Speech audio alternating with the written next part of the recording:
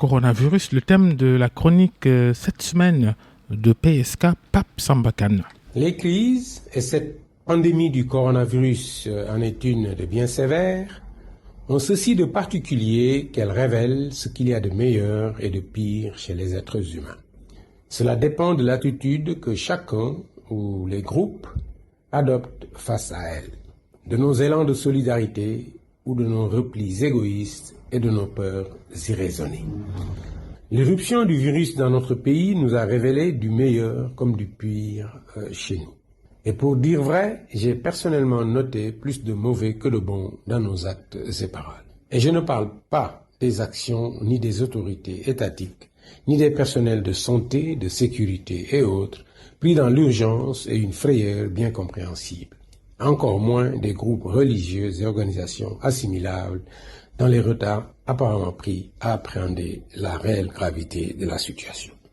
Je parle des agissements individuels qui vont du délire religieux aux amusements irresponsables en passant par la diffusion sciemment d'informations approximatives ou carrément fausses et dont le terrain de diffusion expansive est constitué par les réseaux sociaux sur Internet. Il y a plus de mocheté que de beauté dans nos réactions, y compris quand on balance des critiques faciles sur notre système de santé, là où ceux de nombre de pays développés sont aujourd'hui, sous nos yeux, dépassés. Des gouvernements de pays riches, organisés, équipés et dotés de personnel médical suffisant en temps normal, prennent des décisions un jour et se rendent compte le lendemain que ces dernières sont dépassées. Le cas patent de la France est exemplaire. Alors, qu'on soit journaliste, homme politique, activiste, expert ou pseudo, calmons-nous un peu.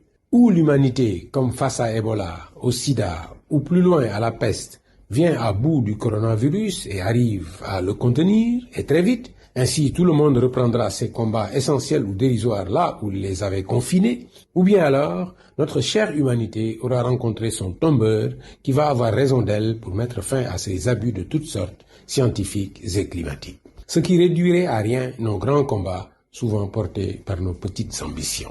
J'en étais à sérieusement envisager renoncer à cette présente chronique pour cette dernière cause. On me demande, quoi dire devant un pareil enjeu quand je suis tombé sur ce post sur Facebook, où, cela a été dit et redit, on trouve tout et son contraire, la lumière et l'obscurité dans une proximité inextricable. Mais il faut faire l'effort. Et donc, j'ai lu et je n'ai pas résisté à l'envie de partager avec vous, amis auditeurs, cet appel à l'élévation morale. J'en connais l'auteur, c'est une pédagogue, enseignante depuis des décennies, créatrice qui s'est révélée à nous il y a un peu plus d'1 an par un roman de haute qualité décrit sous la peau.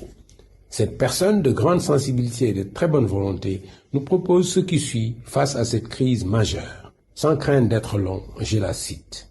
Elle dit « En ces temps troublés, les comportements sont révélateurs. Les uns prient pour conjurer le sort, d'autres rient pour masquer leurs angoisses.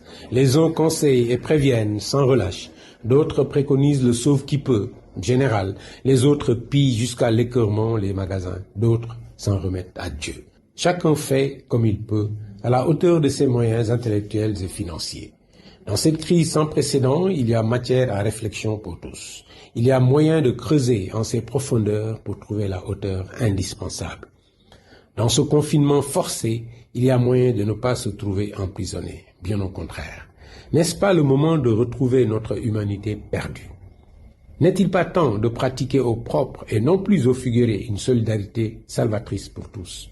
N'est-il pas venu le temps d'adopter de nouvelles postures, de se débarrasser du superflu qui étouffe la créativité, de taire les égoïsmes mortifères, de redécouvrir les trésors cachés de la lecture et de la méditation, en un mot, de refonder notre humanité?